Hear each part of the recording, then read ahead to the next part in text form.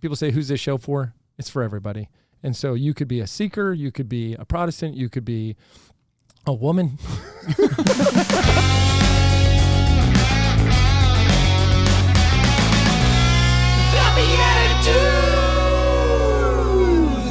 It's the Beatitudes, everybody. That's right. You're here. You did not just time warp in a hot tub time machine back to the 1980s. This is the 2023s, and this is the Beatitudes, ladies and gentlemen. We're bringing hairbands back because we love Jesus. Yep. Amen. This is a show for Christian men seeking to grow in holiness as they explore life with humor and holiness. And humor. And authentic fraternity. And a dash of authentic fraternity. Yeah, just a dash. But truly, wit and wisdom. Wit and wisdom. This is truly like a place where we are able to be our real selves. We really do sit at tiny tables facing one direction often.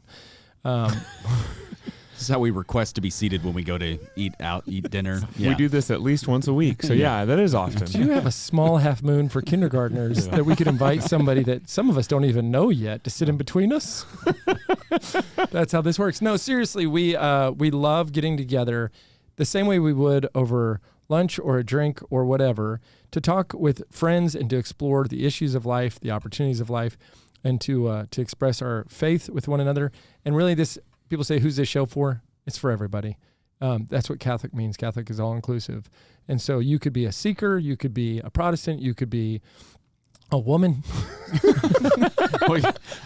for this dude's show. Yeah, I mean, we say that it's for Christian men, but yes, women watch the show as well.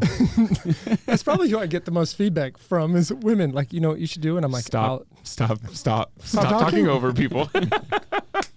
Specifically, the guests, I think, is what we get their feedback about. Yeah, women care about the guest a lot. And so, Mike, you're cared for by some people. Good to be cared for. Someone out there. Yeah, thank you in advance. Welcome to the show, Mike Neri. Michael Neri. Good to be here. Thank you so much. For the rest of the show, can we call you Mike? Mike's great. Mike's good. Mike, you look like, and have you ever heard anybody tell you this, the All-American Dad cartoon? No. Really? That's a new one. Yeah. You look like Mr. America to me. Perfect jawline. Like you got this. Blush, please. No, or like what's that? The Pixar movie where they're all superheroes. Maybe it's called Superheroes. The Incredibles. Thank you. Yeah. You look like Mr. Incredible. You are Mr. Incredible. Right. Thank you. I hope my kids watch and listen to this. Do you know the other thing that happens is later you have to judge us, and so just remember this part of the show. Wow. Wow. The pre-competition buttering up. Sucking up sound is getting stronger. No, I love you, Mike. We're very honored to have you on the show, and I know we have a lot to explore with you, but I think that it's probably interesting to share with people how we first came into each other's life. If you have ever been a part of a Catholic parish that had a retreat, an Acts retreat, or some of these others, Mike and I both were, and I think you still are, at St. Thomas Aquinas Church in East Dallas. They did the Christ Renews His Parish retreat. That is not just kind of a one-day experience. It's an entire weekend that turns into your decision to move forward, that turns into a discernment, and then you become the team that helps to put on future retreats. The short version, that doesn't make any sense, is CHIRP. CHIRP, yeah. Doesn't spell chirp. Yeah. Cur-hip. Yeah. Yes. Christ renews his parish, yeah. And I think when you talk about creating fertile ground for the Holy Spirit to go to work on somebody, retreats like that, and there's many of them, right? This isn't just one of those examples. They really go to work on the soul. Can you talk to us about your experience in CHIRP? Like, what was CHIRP for you, and how did that play into your journey? Yeah, Jeff, it was 2005, I think, ish. Yeah, so let's do the math. Long time ago. It says up on the board I'm the old one, yeah, so yes. You and me both, yeah. So we were pretty new to St. Thomas and had moved to Dallas in 2004, so like a year before, and gotten out of the Army and was meeting a lot of people, but focused on a very young family. Had a 2-year-old and twins that were almost one. And everyone said, you got to go to CHIRP. You got to go to CHIRP. And I'm like, what's CHIRP? What's CHIRP? And so It's a retreat. Ooh, no. I'll go if you'll stop talking to me. yeah, exactly. Did you go yet? And then I met some great gentlemen who'd been there, other men, and they said it's not weird. And I'm like, okay, that's kind of important. Doesn't it seem when somebody says it's not weird, it must be? It's kind of weird. It's like, okay, thank you. But no, so went, and I understood, a lot of us were kind of not even begrudgingly led there. But yeah, it was fantastic. Met you and I don't know, probably 40 other men. Yeah. And many of those, the people that you put my chirp on, you were 7, did it for 8.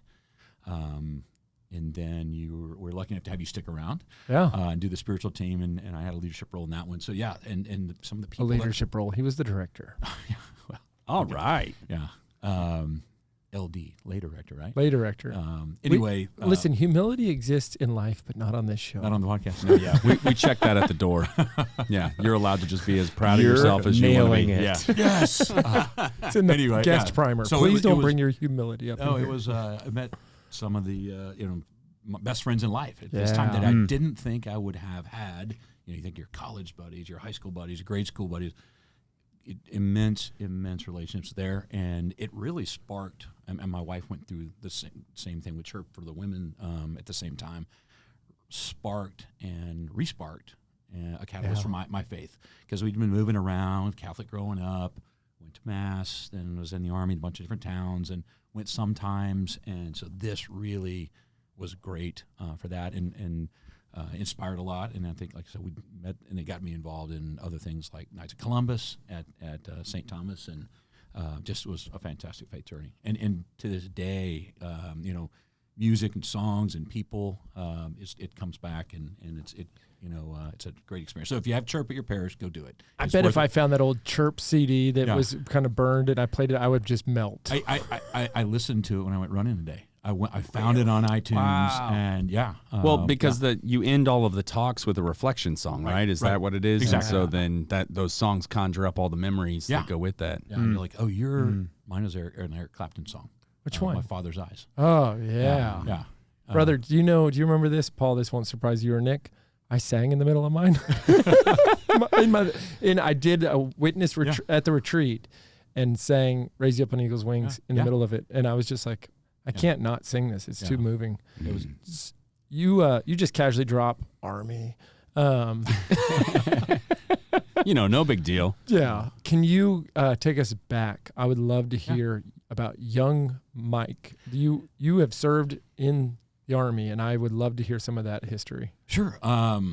35 years ago last week, I grew up in Houston, Texas, not in a military family. I always respect the military. Had grandparents that were served, but not my immediate family. And someone said, hey, you ought to think about West Point. I'm like, West Point's what's that? So I ended up applied, got in summer of 1988 on June 29th, which was 10 days ago. That's my birthday. June 29th. Yeah, I turned 10 on that day. When you were just to rub that in. But yeah, so and went and had met some tremendous people, learned from some amazing leaders, instructors. Yeah. Got commissioned in 1992, 4 years later. When you go to a service academy, whether it's Navy, Air Force, Coast Guard, you go 5 years of active duty. When we're all cadets and you're kind of deep into it all, you think we had a saying called 5 and fly, like we're out of here in 5. But it's the inspired the life of service to the nation. Many folks, some people do get out 5, go on to do great things and contribute in other ways. Some stay in for a career of much longer. Many of my classmates served their full 30 years, and the ones that are still in are generals now, and they're serving over 30 years, dating myself.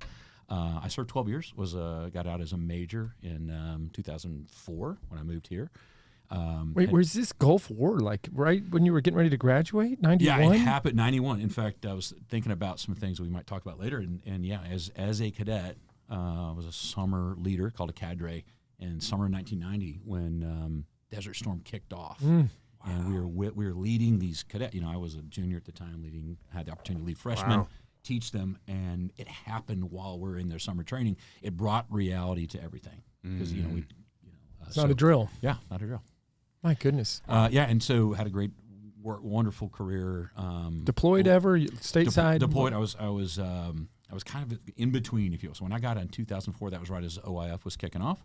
I was at Fort Carson, Fort Hood, Texas, Fort Carson, Colorado, Did go down to Honduras for some time, went over to Germany for some training, but wasn't in any kind of, they call it the needs of the Army. Every now and then you have your goal set to go do something. I was going to take my unit when I was a company commander to Bosnia and Serbia in 1996-ish during one of the peacekeeping, and trained them up. It's kind of like when you're a leader in the military, it's kind of like going to the Super Bowl as a coach, like, this is what you're going to go do. And that was peacekeeping, although there was some, obviously, danger there at the time. The Army said, Captain Neri wants you to go to D.C. And I said, well, I want to take my unit to Serbia, and then I'll go to D.C. I said, no, Captain Neri, the needs of the Army, you're going to go. You don't get a choice. Did anybody ask you, Mike? Yeah, didn't get a choice. The needs of the Army. Yeah, the needs of the Army, Captain Neri. And so turned my command over, and it kind of these things happen. So I had a great opportunity to go to D.C. and start something new. So, served in the Pentagon, did some teaching at Fort Sam Houston. So just really. What was that role? What was the role that took you out of that Super Bowl moment that they brought you over for? So it was a job called a promotion board recorder. So they picked, there were 10 captains in the Army from all different branches that facilitate and run all the promotion boards for the whole Army. Okay. And so that's from the ranks of captain to general. So I went there to go do that. It was a 2-year hitch, and it was a select job. So they said, no, you have to do that because your guy's leaving to go do something else. So wow. Yeah. And how long did you stay in that role? Did that 2 years, and then that was in the D.C. area, and then slid over to the Pentagon and served as a general's aide. And from you have kids at this point? Not yet? Yeah. Our daughter, Madison, who was born in Fort Belvoir, Virginia, right there in D.C. So we had our first child there. My wife worked on Capitol Hill while I was serving in and around the D.C. area in the Pentagon. And then we moved back to Texas, to Fort Sam Houston, in the summer of 2002. And then we had more kids after that. Incredible. And what about from a faith perspective? You're in D.C., obviously any big city like that's going to have really deep pockets of incredible faith and then a whole lot of other distractions. Yeah. What's happening to you during that part of the journey? Yeah, so it kind of was like I talked about earlier, St. Thomas really sparked the opportunity in a parish that was consistent. So we'd go to Mass. We went to the National Shrine of the Immaculate Conception, in D.C. at Catholic. Amazing. Yeah. We used to take our family there when they'd come to town. Hey, got to go to the shrine. And so we grew up, and then our daughter was born in May of 2001. I was working the Pentagon, kind of follow the math here, and so we know what happened on 9/11. I was in the Pentagon, very fortunate. And serving as a general's aide, and so from a faith perspective, that was a big moment. So for me. You were in the physical building, the Pentagon, in the building when it was hit. Yes, sir. Yes, so, sir. Wow. So my professor. General John Van Alstyne was in the Pentagon. Yeah. I know, you know John? Yeah, I knew General Van Alstyne. Yeah, he was my I didn't know that. favorite professor at A&M. No kidding. And he was in retirement teaching at A&M. But yeah. I definitely remember General. So my boss was a guy named General Bill Bester, fantastic, and he was the assistant surgeon general for the Army. And we had a small office because there was another office outside, but we ran that. And by the grace of God, we were Madison was born in May. I interviewed for the job in a couple of weeks after that. And when I went and met with General Bester, and if you know the shape of the Pentagon, 5 sides, 5 wedges, and the general said, hey, and we were in a certain office. He said, hey, when you start work here in July or whatever it was, we're going to move to a different office because this part of the Pentagon is being renovated and rebuilt. So if you're reading stories about 9/11 and that piece of the Pentagon, it was very unpopulated. It could have been much worse because they were renovating section by section. Wow. The office that I interviewed him in was on the E ring, the outer ring by the window. Yeah. That office was destroyed. We had moved to the A ring, so when the plane hit, we were safe. After the fact, it was in that section, and there's so many people who did some tremendous bravery all that day, and obviously so many people lost their lives there in New York, Pennsylvania, but we were able to get out unscathed, went back in and tried to render it as much as we could that day, I think most people know that if somebody wasn't immediately evacuated from that portion, but the fire was so intense they didn't get out. So a lot of it when we were running around and the fire, all the first responders came, there was a lot of people who wanted to help. Really want. You can watch some of the videos now. So we'd set up aid stations that had people out, and then the medics came, and but it was too hot to go in and try to retrieve anybody. So we really were there all day waiting to help. And it was that event, obviously, from all the whole world, worldwide, 9/11, and so you asked about faith. It sparked, it absolutely kind of certainly reignited faith and just the blessing and the fragility of life. Mm-hmm. I wrote like many people, the next day we got released. And went home. I had to kind of hitchhike home. That day, my wife she was still working on Capitol Hill, but she was doing remote work. Did she know that you were alive? She did. She did.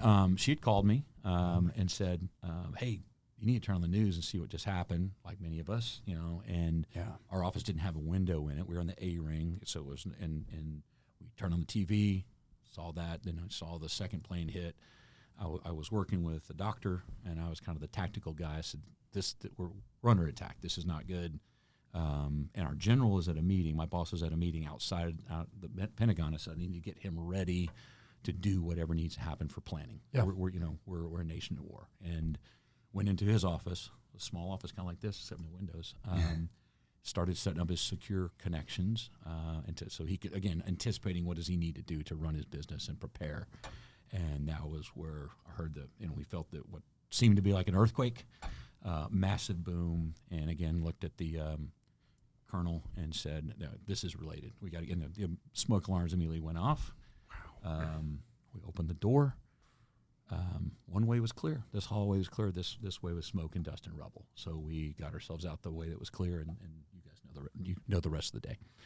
So from a faith perspective, really, did a lot of thinking and soul searching, and just the blessings of life. And I always think about, how many people, be it in New York or Pennsylvania, like left their home that day because they were in an argument with with their loved one, or they didn't hug their kid or hug their something. Maybe they're in a road rage or something. And it always speaks to me that could be someone's last. So tell me, what was it like? We hear all the 9/11 stories. What was it like when you got home? How old was your daughter? Madison was like 4 months, and okay. I said, got a ride from a friend who lived in Arlington. Then myself and the doctor I worked with, because we stayed and tried to render aid, did a bunch of work that we could. And then my general said, "Hey, you guys need to go home. The 3rd Infantry is there to relieve it." The guys came down from right there, Fort Myer, right next to the Pentagon. And saw Susan, obviously, like many of us that day, whoever we were around, we hugged our loved ones, hugged our parents, wives, kids, whatever it may be. And it was just, obviously, couldn't believe what had happened. And just to think about, and she knew I was safe because I'd called her, and then didn't get to talk to her the rest of the day because we were just, in D.C. there was jets flying around. Sure. And so she said there's people in front yards kind of watching all this occur. So anyway, it was. I can't really, the emotions couldn't describe, and just knowing how many people had perished and how close so many people were, I was, very, very blessed that our office had moved from the E ring to the A ring in that time, and that we were about a football field from the plane. Okay, you have 4 children. Mm-hmm. At what age do your children become meaningfully curious in this giant thing that they read about in their textbooks that you were at? What is that process like for them to mentally process, and when do they do it? So they, one of the things our community, and I think most communities in the United States always, focus on 9/11, and St. Thomas Aquinas, the school, my kids went through said, hey, and they were doing some neat things, just remember, and then a teacher or someone knew my story, and they asked, hey, would you come talk to our social studies class? So the kids at that time were maybe about 4th grade. I mean, my kids knew about it, and we didn't want everyone to scare them, but they Sure. were curious. And we'd always talk to importance of service and military, so about that grade. So Jeff, I had the opportunity to start giving a series of talks to the school to help demystify it and make it, education. Why? I'll share with you guys a little thing I put together. But just to say, keep it top of mind. And the school was great. So, and a lot of kids were really curious about it. And, so when the school says, will you come back? Absolutely, I do. And have had the chance to share it at other places too. But I think it was when they were third, fourth grade, they were able to talk about it amongst their friends. And then growing up, they kind of just knew about it, but it wasn't as curious as when they start to get in that age. 4th of July this year, we were on vacation in Colorado, and I had that experience where, I don't mean to say that I'm calloused against anything that happened, but you talk about it enough, you see enough, you've read enough that you know which things are going to get you. When my daughters started asking questions, not like just what happened, how did you feel? Were people scared? Do you know anybody? So now they're getting into the emotions of what you experienced. And I think for everybody, I don't know a person alive then that doesn't have a connection back to it. Yours is also unique. Do you mind sharing maybe, I don't know if you can, maybe do this without names or whatever, but what happened to you when you gave your witness at Chirp about really your entire journry? I mean, it's a journey of your faith journey, not just a 9/11 journey, but certainly that was a part of the story. Yeah, I was, what's so neat about your this podcast is, like you said, the camaraderie, right? Yeah. So I was blessed to have camaraderie in college with men and women at West Point. And then I remember coming to the St. Thomas Aquinas Parish and then going to Chirp and then hearing some of the camaraderie through that it was existed in the community. And then also I went to public school in Houston, but gentlemen who'd been to Bishop Lynch or Jesuit, and I saw these people talking with so much fervor about their faith and their camaraderie that they'd gained through these places. So, the opportunity to discuss that and tie it to my faith journey, because I always had gone to church, wasn't as disciplined as I probably should have been in many cases. Then we had children, and they needed and so church couldn't come at a better time, and our kids got used to going, and then they go at school. And so that was really a catalyst for what I'd say probably the second half of my adult life to, thank you, Chirp, and we met there. And I think you see people around that either put on your Chirp or that you went through Chirp with, or that you had the opportunity to facilitate the next one. And it's this tie together. And so it was really great to be able to share that. And the witness was about, leading people. That's something I just have always been fortunate to do. Be it in the Army, be it in business. I've been in sales and sales manager for a long time. But it was about how do you take that leadership skills and then help lead men to Christ. I'm obviously a lay person, not steeped in Scripture, but to be able to take that experience and have a conversation and say, hey, you got to check this out, or hey, come over to Chirp. And that was something that the guys that went through our next one was like, you're coming, you got to do this. I remember I always think about these Holy Spirit moments. Somebody who had a very direct connection also to, I think, the Pentagon on that same day heard your witness and came into this moment with you. Yeah, Jeff, Paul Sabin was, he's a St. Thomas parishioner. I think he still goes there. So he came through Chirp. His dad, Charles, was killed in the Pentagon. Now, and at the end of the Chirp witness, you're very emotional. It's kind of you're emotionally, elated, but at the same time just exhausted and worn out. And Paul came to me and hugged me, and one of his sponsors had shared this with me, that his dad was there, and so it was just this moment. And so I remember when I've been to the 9/11 memorial and in New York and go visit, and I've kept in touch with Paul. Yeah. But just to know his dad was the unfortunate one. He was 90 yards from me and 10 yards from the windows where his offices were. So that was really an amazing experience, that this guy was sitting in Chirp, and his dad, that was a part of my story. That's orchestrated by the Holy Spirit. That's not you. And not that there's total healing in any of this, but that's like one of these things where when we share and we're open and we also are honest, God gets to work through us to make those kind of connections. That's right. Yeah. Mike, that's powerful. I would like to ask the question, though, now kind of moving past, like, you moved to Dallas. What was it like saying you were going to be a 5-and-fly Army guy? You put in a lot more time. You end up in one of the biggest events in all of history. And then you, going to assimilate to corporate America? What happens next? No, it's This is The Incredibles. Yeah. This is exactly what happens to Mr. Incredible. That's true. I'm telling you. He ends up at a desk. They made a cartoon about you. No, I one of the things that you're inspired for a lifetime of service to the country, whatever branch one is in, and it may not be in uniform, and there's nothing wrong. Like I said, please know when people say we'd say five and fly, that people think about. There's people who go and serve their lives, and they go serve in hospitals or schools and teach. So. I think it's wherever you are, you try your best to make an impact. And so if I was a sales leader at Bank of America or someone else in financial technology, it was always how do you lead people, take care of them. One of the things I was thinking about is many of the leadership concepts that I've learned, and you and I spoke about this in preparation. Our parents taught us things. Our schools taught us things. I learned about leadership in the military, and it wasn't the drill sergeant kind. It was, hey, you have to inspire and take care of people. And if you do that in business, if you do that in life, people are going to work hard because they feel respect.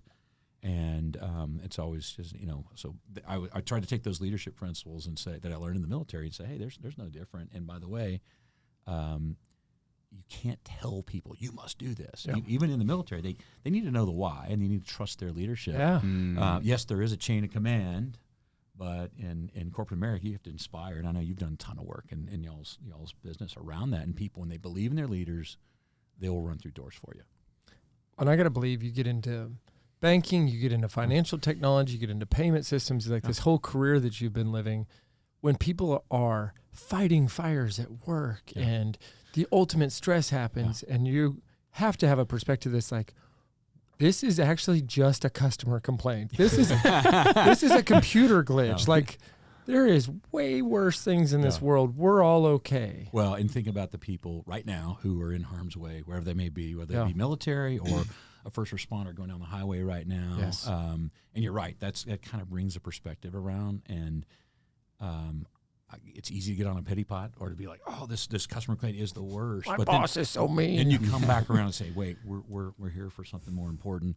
There are more stressful places to be. Take a deep breath and get through it. And there's a lot of ways to.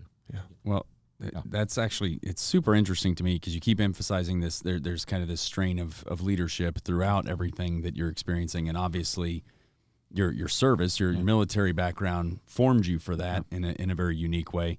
And it actually reminds me, when I was in seminary for a period of time, my roommate at the time had been in the Marines, and it was just almost none of the stuff fazed him. Like the stuff that all of us were intimidated by our leadership or whatever about, like if they were kind of, issuing a correction to all of us because whatever, we had stayed up too late or made too much noise or I mean, because we're in college and we're young men and trying to figure all this out, and but he would get kind of put on the spot or in his place or whatever, and he would just roll with it like it was nothing because he had been in the military. And so because he had experienced what the baseline actually can be.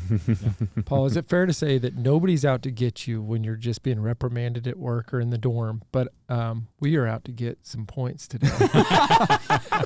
Your transitions never cease. Hey, that's getting better. That's getting better. They are getting actually. better, but what's the word? Never cease to amaze. Well, just appoint me, not disappoint. Point. What's the opposite of disappoint? I would love if that became a thing. Wow, you're appointing me with your wit and wisdom. Nicholas? You're going to appoint some points here with this game called Blessed Are the Joke Makers, for they shall inherit the 42 points. Ooh, 42. Can you be really clear here? You're about to be judged by Captain whatever, Mr. Universe. What is your name again? Mr. Incredible. Mr. Incredible. I'm just a regular guy.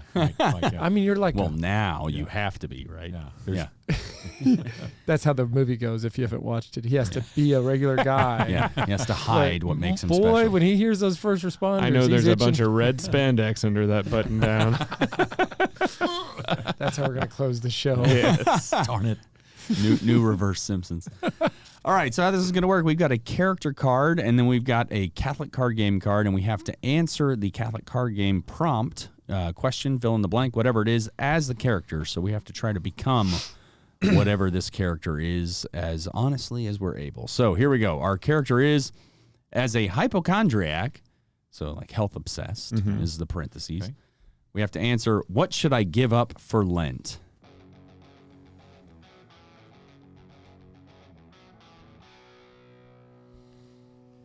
Hey, Mike, I know that you came up to our office today, and I'm really glad you're here, but you know how I like to keep things clean. For Lent, I'm going to give up opening doors because if you look at our building, there's all these tapes that are still left there from COVID that have got to be dirtier than COVID. So if you could just get in front of me and open doors because I'm going to give them up for Lent. I can do that.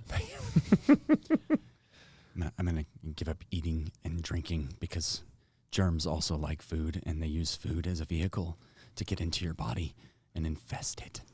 They do. That's a good point. That's interesting that you're giving up food and drink because I'm going to be giving up air. There's so much bacteria and other toxins in the air that we breathe that you just can't breathe. 3 hypochondriacs. This is a close race for 27 points. 42. They're both integers. Nice. So are almost all the numbers. Yeah. Actually, all of them. Until you had Well, no. The ones that don't have all other whole things. numbers. Yeah. Well, but the whole numbers are all greater than 0. Yeah. You You teach didn't math. say there was going to be math involved. All right. Well, I've obviously Integers, failed that. But Polynomials, please. Yeah. I don't even know what that- Polynomials? I don't even know what that means. that's what's on the door. AX squared plus BX plus C. Paul must Up, know down, more down. about the Yeah. polynomials. Womp womp. Who wins? And it's not just because you butter me up with all that, but no, those handles are nasty. I will open up any Jeff door is on for a you. hot streak. 42 points, man. You know, Pandering for the win. Guys, if you haven't figured out my whole MO, my new It's MO working. is listen to the show and and then play pander. it back to them. No, Yes. it's improv. I'm pulling threads Yes, through. pulling threads. bro. Respect Yeah. it. Respect it. Mike, for being our celebrity guest judge, you are going to get socks from Sockreligious, sockreligious.com. You can go there sockreligious.com/beatitudes for 10% off. You're getting St. Benedict socks. Now, I know this episode's going to air in August-ish, but we're filming this on July 11th, which happens to be the feast day Wow. of St. Benedict. And I know that because I have a Thank Benedict you. at home and they're eating eggs Benedict for Benny's Saint Day at the dinner that I'm Awesome. spending with my friends at this tiny table. Thank you. But thanks for being our celebrity judge. We're going to come back after the break. Remember to check out sockreligious.com/beatitudes, and we will be right back. Let me tell you about Decided Excellence magazine. Decided Excellence is a great resource reaching thousands of families in your local community. They've got original content featuring local families and notable theologians like Scott Hahn. If you're looking to grow in a specific way, they can be a great partner for that as well. They partner with thousands of parishes creating parish magazines. If you're a business owner, Decided Excellence can be a great way to advertise to homeowners right there in your backyard. And if you're looking to earn a little bit of extra income, Decided Excellence has a partnership program where you can become the owner and publisher of your local magazine. So partner with Decided Excellence and begin growing together today. Hey, y'all, this is Jeff Scheffelbein. When Nick and I set out to start our new company, Undivided Life, we were really concerned about how would we cover the healthcare needs of our growing families, and we were so excited to find a company that fit both our medical needs and our faith beliefs perfectly. It's called Solidarity Health Share. It is an ethical alternative to traditional health insurance. We're never part of sharing in the medical costs of anything that goes against the teachings of the Catholic Church, making it a great alternative for Catholics and Christians alike. Solidarity is very affordable, which is perfect for a large family or for a new and growing business like the one we've started. So visit joinsolidarity.com today so that you can get started with us. Hi, it's Paul Kolker from the Beatitudes here, and I just wanted to share with you guys that I also, outside of the show, perform improv comedy on a regular basis with a group called Divine Comedy. So what we do is we come up with everything on the spot, so whether you're looking for faith-filled, fun, family-friendly comedy for your youth night, or whether you're looking for clean comedy for your corporate event, Divine Comedy can perform for your group and even get you in on the action. So if you'd like to hire us to come out and perform for your next event, check out DivineComedyImprov.com. Divine Comedy, an inferno of fun.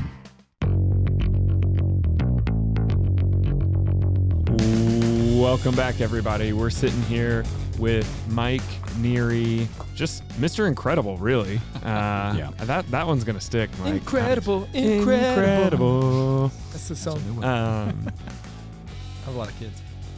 Knowing that you were in the Pentagon on 9/11, one of my professors, I mentioned briefly, General John Van Alstyne, former, when he was teaching me, he was retired from the Army at that point, but one of his classes was the 7 or 11, I paid attention, obviously, types of leadership.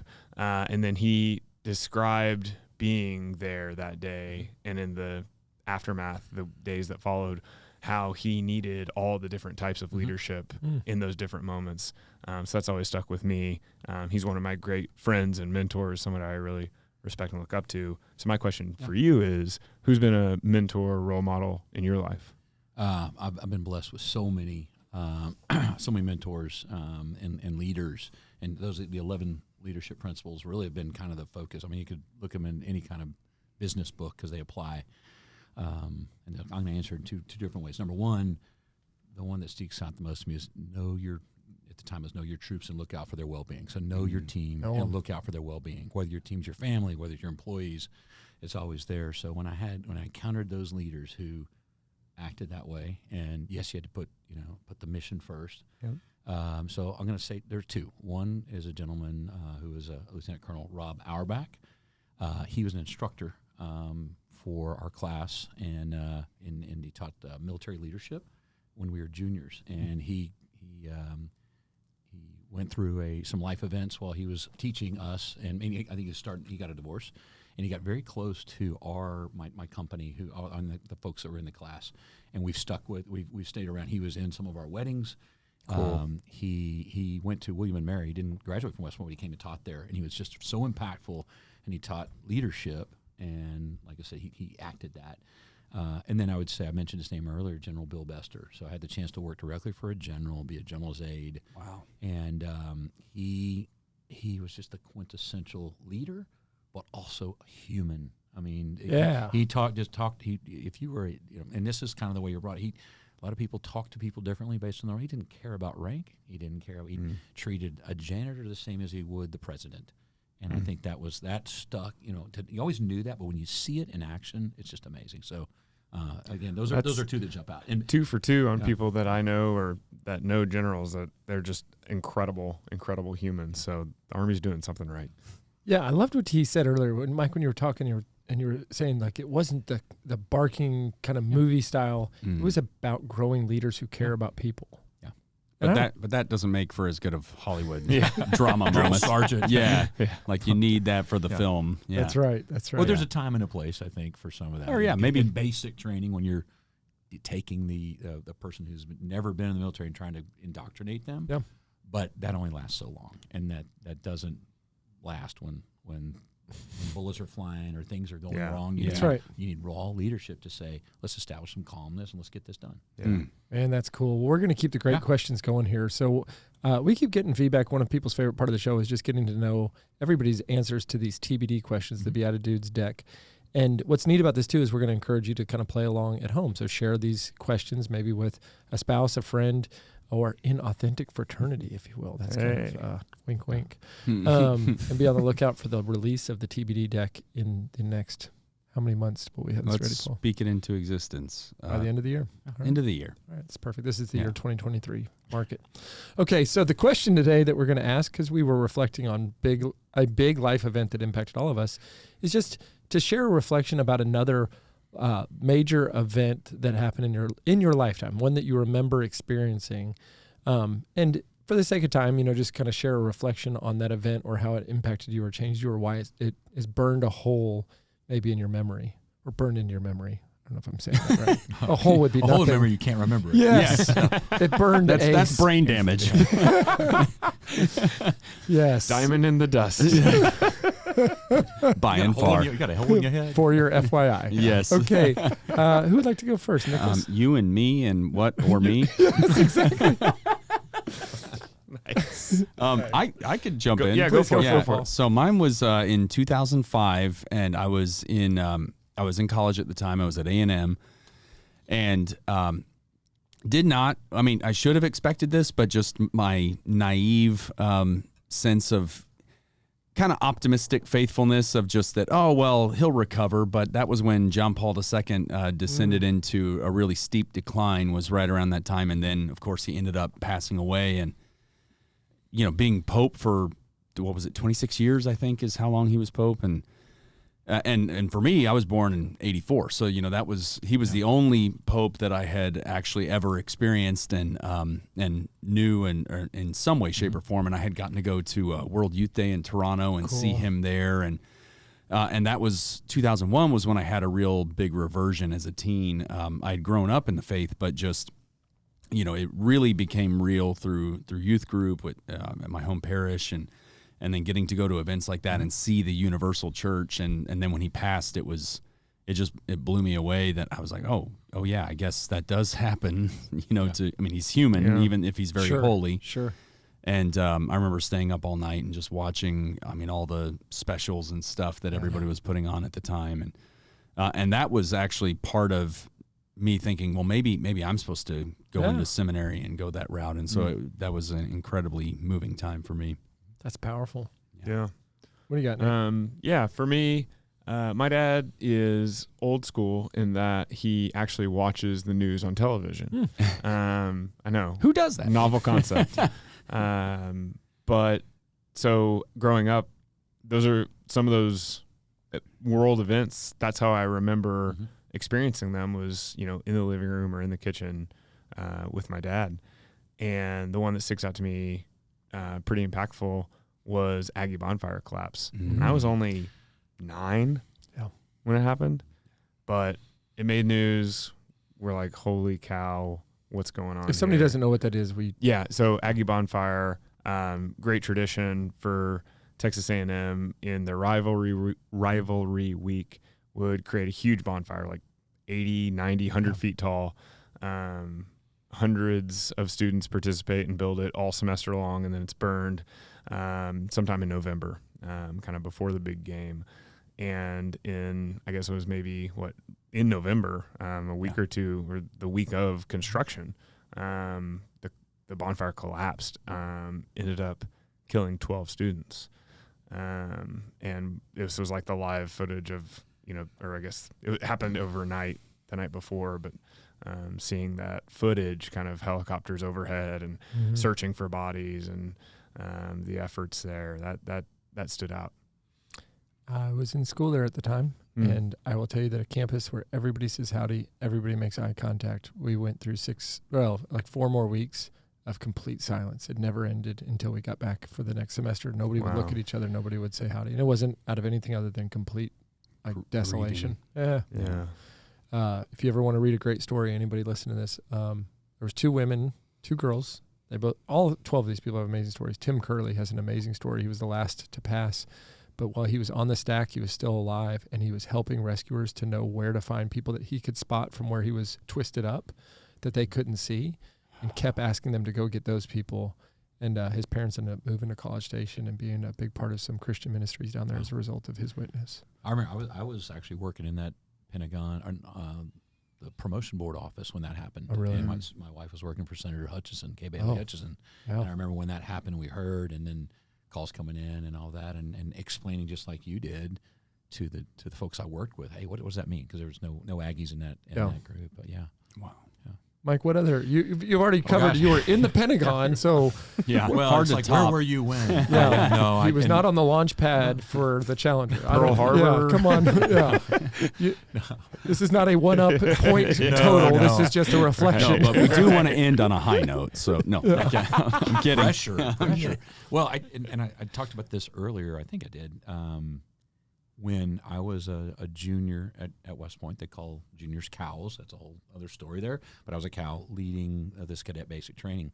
And that was when you talked about Desert Storm kicking off. And we were, when you're in a peacetime military, you always expect things to happen. But it'd been some time. And then that happened while we're training these new cadets. And so kind of the time for yelling, right? And so it created a very cathartic moment. Hey, we're not just at summer camp. Yeah. And you always had that, but guys, y'all need to understand that the 82nd Airborne is in Kuwait right now. and our country's and there was no bullets flying yet, but it was, so that you talked about it earlier. So that to me was Big like, one. not only is this real, but I could be out there, and I will be out there in 2 years with all my classmates doing who knows what, and then people are in harm's way immediately. So that was, I know I talked about that earlier, but yeah. Well, I will finish us on an interesting one that has a different ending, but and I don't mean this to be funny to my younger cohorts here, the younger dudes. Do you know Baby Jessica? I don't. Do you? No, I don't think Okay, so. Mike does. Yeah. The world had an experience. This had to be the mid-'80s, probably 86, 87, if I remember looking it up not too long ago, where in Midland, Texas, a baby girl that was maybe around 1, maybe a little bit younger, falls down an open well hole, and she goes down. I'm going to make up a few statistics, but just for the sake of this, like 35 feet. Yeah. And nobody knows where she is, and they figure it out, and they can hear her down there. She's wedged in the hole, and because there's such rock bottom, something is like in the way of the rest of the pipe, and so she's stuck. And they have the live news. I have chills telling you this. They end up on this almost like 24-hour day life or news cycle before you ever had experiences like this, okay? And the world's watching as they're trying to figure out how do they drill down to get her without loosening her to fall further. They can't feed her or give her water because they don't know if she has internal organ damage. She is starting to she's singing with them sometimes, doing nursery rhymes. Her mom's talking to her. And there is maybe 1,000 people in this circle trying to figure this out. And they come up with this way that they come down and put balloons underneath her in the well so that if she slipped, and then drill a hole into it and then pull her out. And brother, you can watch this on YouTube, I guarantee it. When she comes out of the hole and she's all wrapped up in the splint they put her in, the whole world got to celebrate that baby Jessica lives because everybody thought this was going to end differently. Yeah. And it is so powerful. And I actually just read something. This is why I was thinking about this question. I read something about her a week ago. And she's like this very normal person who never asked to be dropped down a well. And her whole life, everybody knows baby Jessica in the well. And her family did all the right stuff. People sent her millions of dollars, and they put it in a trust. And then the crash of 2008 kind of ruined it. There's this whole thing about she's a teacher somewhere and she has kids and a family, but it's so cool to see when the world can unite over a child. Yeah. So Baby Jessica, that's right. Yeah, baby Jessica. And it's interesting. I'm married to a woman who's 11 years younger than me. And so a lot of our cultural references are very different. So it's always fun to play do you know who David Koresh is? Do you know who baby Jessica is? And so she'll be like, well, do you know who... I'm going to make her look back. I'm like, The Hills, Lauren Conrad. And I'm like, what? No, she's since lapped me in wisdom and knowledge. So now I don't know anything, but, okay, that's fun. So, what a reflection. Gosh, when you think about those things, it takes you way back. I'd love to hear in the comments from Christopher. What did you hear in there, Christopher? And anybody who wants to be like Chris. Yeah. He picks up on stuff though. Oh, the guy, gosh. He's got eagle He's actually ears, gunning for eyes. one of our spots. Yeah, I think so. If one of us takes an unfortunate turn, just they know. call him the fourth man. He's always standing by, ready to step in on the Beatitudes. That's it. They. I'm always they. All right, I want to play a game with y'all to finish this off. Michael, we always do reverse Simpsons at the end of the show. We finish each show differently than any other show. And this one, we're going to do a lyrics challenge. All right, so here's the competition. What's going to happen is I'm going to read, not sing, even though that's hard for me, Paul. Yes. Nick has to work near me, and I'm like, crushing it over here. I'm nailing it. No, keep going. Please keep singing. Okay, I'm going to read lyrics to you. Okay. You guys have to finish out the lyrics. These are famous songs. Maybe I'll tell you what they are. How Maybe I many? won't. How many? There's 3 songs 3 total. songs. They're 10 points each. Completely acceptable that you could have a tie in here. Okay. Okay. And I don't know if I'll give you half credit. We'll see what happens. So, song number 1. This is from the 80s, and I am trying to give Mike a little bit of an opportunity So, here. so okay? we're finishing the lyrics Yeah. and naming the song? Or No, just, this okay. is just finished. Okay. lyrics, Okay. okay? But I'm All just of gonna- the rest of the lyrics. of the whole song. Just to finish this line. Okay. Rising up, back on the street. Did my time, took my chances. Went the distance, now I'm back on my feet. Just a man and blank. By the way, this is the eye of the tiger. I'm just going to give you that. Let's set you up for some success here. Rising up back on the street, did my time, took my chances, went the distance. Now I'm back on my feet. Just a man, blank. Okay? So wherever you are, good luck to you. Number 2.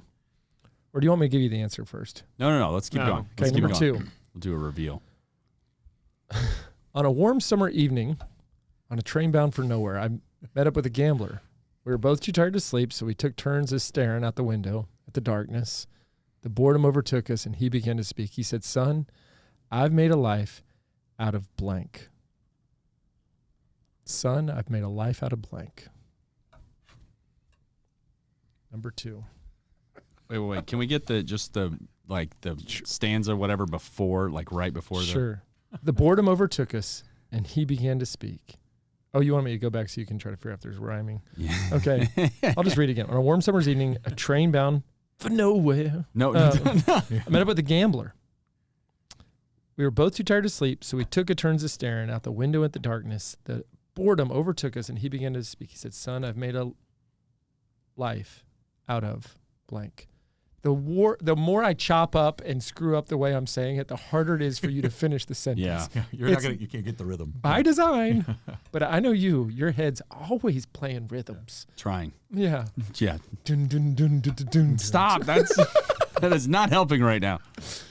It's David Bowie, bro. Modern love. Hey, every time I go to one of Paul's shows, I sneak in as many suggestions as I can related to Ice Ice Baby or a derivative of Ice Ice Baby. Yes, usually just like really bad versions of the lyrics, like messed up versions. And they always get pulled, and Paul's on stage trying not to show his disgust with me. Because I know who it is instantly. Yeah. Anyway. Beautiful. All right, number 3. I can't tell you the name of this song because it would really mess up that you would get. Well, let's just go with this. Don't question why she needs to be so free. She'll tell you it's the only way to be. She just can't be chained to a life where nothing's gained and nothing's lost at such a cost. Goodbye, blank. Goodbye, blank. Does that help when I repeat it like that? I'm right there. Yeah. I can hear it. Yeah, I know you can. It sounds like this. I'm just a poor boy. Nobody something to. Nailed it. Caught in the landslide. No escape from reality. You have a better voice than me every day. Okay, we're ready to play. Number 1, what did you get for the completion of Eye of the Tiger? Just a man and blank. Will to survive. His will to survive. All 3 of you get 10 points. Yeah. All right, good job. Pew, Pew, pew, pew, pew, pew. Is that what happens? That's it. Way Star to go. Wars. Yeah. Okay. In The Gambler, he says, the boredom overtook us. He began to speak. He said, "Son, I've made a life out of blank." Reading people's faces. What'd you have? Making Ice Ice Baby. You know, I just wrote nowhere. A life out of nowhere. Neri, 10 points. all right. Man, I feel good about this. I feel like if you hit a trifecta. No, the last one. And he's bailing on the last one. Yeah, the All last right. one is To a life where nothing's gained and nothing's lost at such a cost. Goodbye. See Yellow you later. Is that right? Nope. Goodbye. Well, now that you're singing, it's Ruby Tuesday. Yeah, but I said Yellow Brick Road. Also, they didn't get it, so I like it. I put girl. Goodbye, girl. Goodbye. See you later. Points. All right. Well, that was fun. Mike, I'm going to double your points. Christopher will keep up with this. 40 for Mike. That was a great competition. And I think y'all got really confident there at the beginning with that nailing it. False confidence. Yes. Mike, thanks for your service. Can't wait to see you. Not just your service in the U.S. Army, but your service in life. I think that you're such a great witness to others and a leader of men. Let's talk about that on the bonus episode. Awesome. So we'll see you there. For the rest of Thank you. We will See you in the Eucharist. We almost nailed it. Thanks for tuning in. If you'd like to join us at our undersized table, subscribe to the video version of the show on YouTube by typing @ that's the symbol @ so shift and 2 on your keyboard, the _Beatitudes on YouTube. We'll see you there. This podcast is part of the Spoke Street Network. For more great podcasts, visit spokestreet.com.